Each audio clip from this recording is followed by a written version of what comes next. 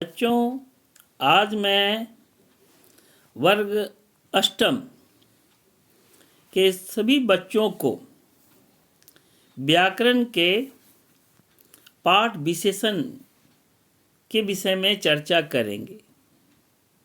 आप लोग इसे ध्यानपूर्वक सुने और फिर बाद में से याद भी करेंगे। तो आइए चलते हैं। विशेषण किसे कहते हैं? इसकी परिभाषा संज्ञा अथवा सर्वनाम शब्दों की विशेषता बताने वाले शब्दों को विशेषण कहते हैं। उदाहरण के लिए,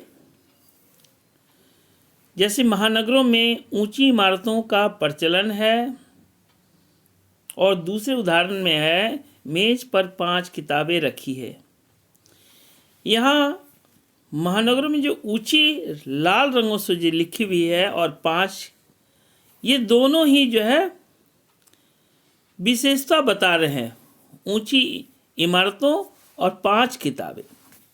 तो उपयुक्त वाक्यों में ऊंची और 5 क्रमशः इमारतों और किताबें संज्ञा शब्दों की विशेषता बता रहे हैं, अतः यह विशेषण है।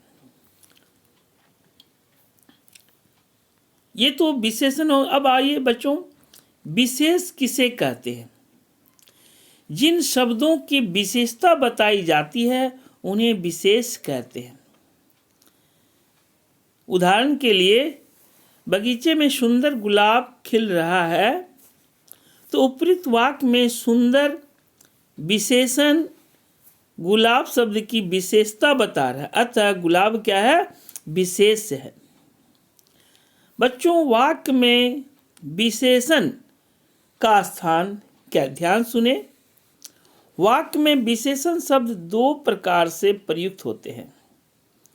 पहला, विशेष से पहले, इसे विधेयक विशेषण कहते हैं। विशेष विशेषण कहते हैं। यह ध्यान रहे कि विशेषण के बीच कोई अन्य संज्ञा शब्द न आए। जैसे यह अच्छा लड़का है।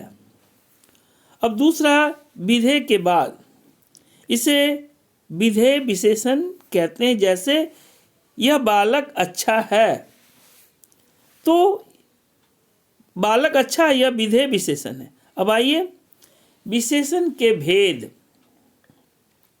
बच्चों, विशेषण के 4 भेद होते हैं। वे इस प्रकार हैं। पहला, गुणवाचक विशेषण। दूसरा, संख्यावाचक विशेषण। तीसरा, परिमाणवाचक विशेषण। और चौथा, सर्वनामिक या संकेतवाचक विशेषण। अब आइए, गुणवाचक विशेषण किन्हें कहते हैं? तो जिन विशेषण शब्दों से संज्ञा और सर्वनाम के रंग, रूप, आकार, प्रकार, गुण, दोष, काल, स्थान, दिशा, स्वाद, गंध, स्वभाव आदि से संबंधित विशेषताओं का बोध होता है, उन्हें गुणवाचक विशेषण कहते हैं। जैसे हमारे अध्यापक मीठी वाणी और सरल स्वभाव वाले हैं। अब आइए बच्चों, गुणवाचक विशेषण शब्दों के प्रकार। गुणवाचक में ये भी कई भेद हैं, इसमें देखिए। जैसे पहला है गुण दोष बोधक। गुण दोष बोधक में गुण और अवगुण, अच्छाई और बुराई दोनों ही आते हैं। जैसे भला बुरा, सच्चा दानी, क्रोधी, शांत आदि। स्थान बोधक, भीतर बाहर, ऊपर नीचे आदि।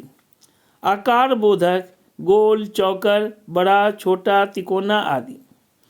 रंग रूप बोधक, अर्थात इसमें काला, गोरा, पीला, नीला आदि। काल बोधक, जिसमें दैनिक, मासिक आदि।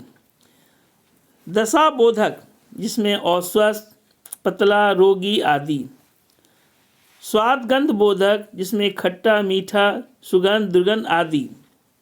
अब आइए दिशा बोधक, जिसमें पूरब, पश्चिमी, दक्षिणी आदि दिशाओं का बोध है, अब आइए, संख्यावाचक विशेषण किन्हें कहते हैं? ये तो गुणवाचक के थे जिसमें आपने सब कुछ देखा।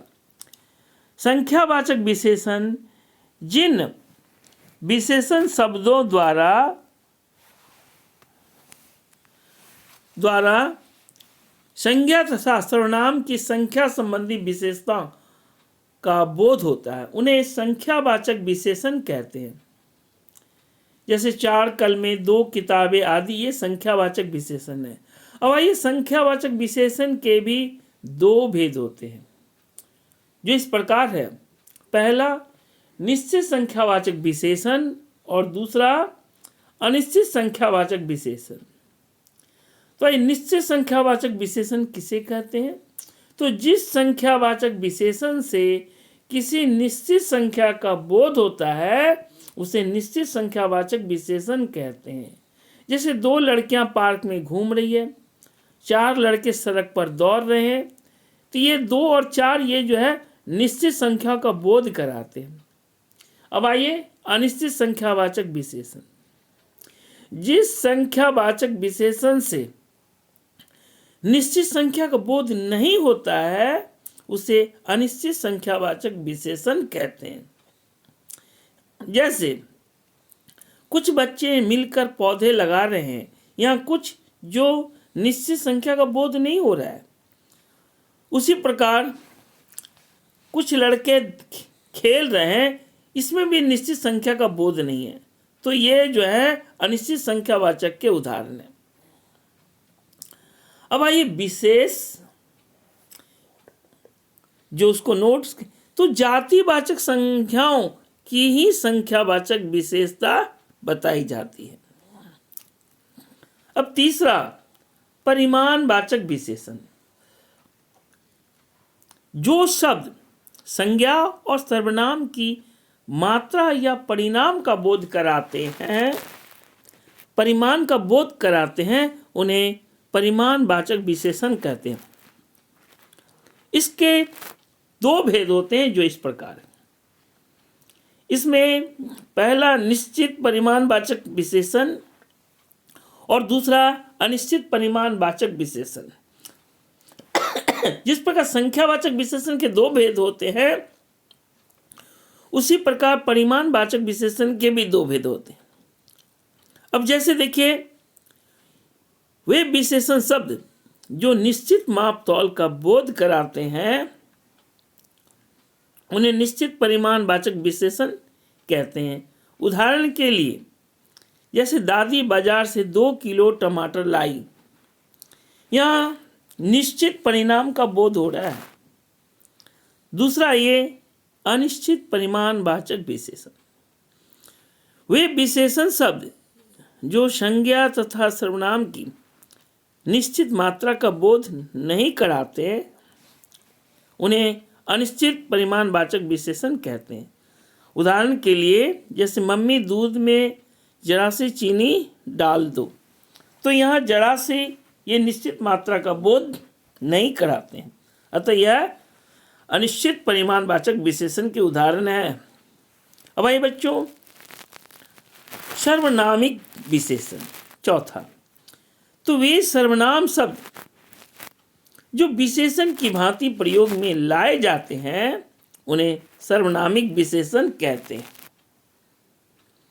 जैसे यह लड़का बुद्धिमान है, यहाँ पे यह शब्द जो है वह सर्वनामिक विशेषण है।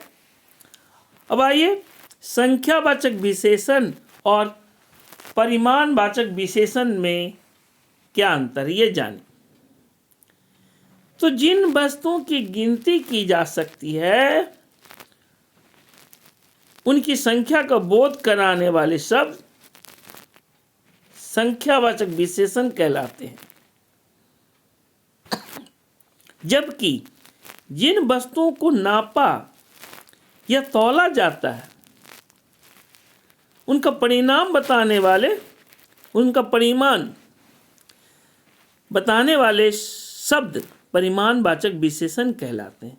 जैसे देखिए, यहाँ नेहा ने 5 पुस्तकें खरीदी, तो यहाँ नेहा ने 5 पुस्तकें खरीदी, यह संख्यावाचक विशेषण है। और दूसरे उदाहरण में देखिए, नेहा ने 5 किलो चावल खरीदा। ये 5 किलो परिमाणवाचक विशेषण है, क्योंकि इसमें मात्रा का बोध कराते हैं।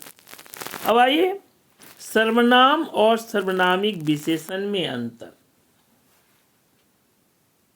सर्वनाम का प्रयोग संज्ञा के स्थान पर होता है, जबकि सर्वनामिक विशेषण का प्रयोग संज्ञा के साथ संज्ञा की ओर संकेत करते हुए होता है। उदाहरण के लिए, जैसे यह आज मिलने आई है, तो यहाँ पे यह जो शब्द है वह सर्वनाम है। और दूसरे वाक्य में देखिए, यह पुस्तक मेरी है, तो यहाँ पे यह शब्द जो है सर्वनामिक विशेषण है। अब आइए बच्चों, प्रविशेषण। आपने विशेषण के बारे में सुना, जाना, विशेष के बारे में जाना, सुना। अब आइए प्रविशेषण। तो प्रविशेषण किसे कहते हैं? ऐसे शब्द जो विशेषण शब्द की विशेषता प्रकट करते हैं, उन्हें प्रविशेषण कहते हैं। उदाहरण के लिए, तालाब में बहुत सुंदर कमल खिले हैं। तो यहाँ पे तालाब में बहुत शब्द जो है, सुंदर तो विशेषण है, लेकिन वह सुंदर की को भी बहुत सुंदर कमल खिले हैं, तो सुंदर की भी विशेषता बताते हैं। अर्थात तो ये उपयुक्त वाक्यों में बहुत शब्द सुंदर विशेषण की विशेषता बता रहे हैं, अतः यह प्रविशेषण है। अब आइए विशेषण की तुलना में प्रयोग। देखिए, विशेषण की 3 तुलना यानी अवस्थाएं हैं। पहला मूलावस्था, दूसरा उत्तरावस्था और तीसरा उत्तमावस्था। देखिए, मूलावस्था क्या है? जब किसी एक ही प्राणी या वस्तु की विशेषता प्रकट की जाती है तो वह मूलावस्था में कहलाता है। जैसे यह करेला करवा है, यह करेला का किसी से कंपैरिजन नहीं है, अतः करेला करवा है, ये मूलावस्था है। दूसरा है उत्तरावस्था। उत्तरावस्था में जहाँ 2 प्राणियों या वस्तुओं की विशेषताओं की तुलना की जाती है, उससे कंपेयर किया जाता है, तब वो तुलना उत्तरावस्था की अवस्था में होता है। जैसे मेरा भाई तुम्हारे भाई से छोटा है, यहाँ एक दूसरे से तुलना की जाती है।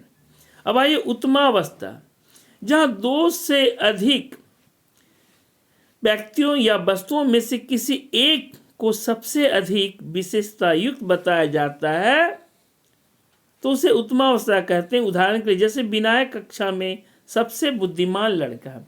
एक बात ध्यान रखना है कि मूलावस्था से उत्तरावस्था बनाने के लिए उसमें तर शब्द का प्रयोग करना है, जबकि उत्तमावस्था में तम शब्द का प्रयोग करना है।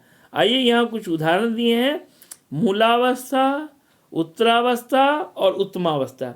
अब जैसे देखिए, लघु, लघु मीन्स होता है छोटा, तो लघु से हो जाता है लघुतर यानी उससे छोटा। और उत्तमावस्था में क्या होता है? लघुत्तम यानी सबसे छोटा। तो यहाँ देखिए, लघु में तर का प्रयोग किया गया है और उत्तरावस्था में, जबकि उत्तमावस्था में तम का प्रयोग होता है। उसी प्रकार कोमल, कोमलतर, कोमलतम, उच्च, उच्चतर, उच्चतम। उसी प्रकार न्यून, न्यूनतर, न्यूनतम, श्रेष्ठ, श्रेष्ठतर, श्रेष्ठतम।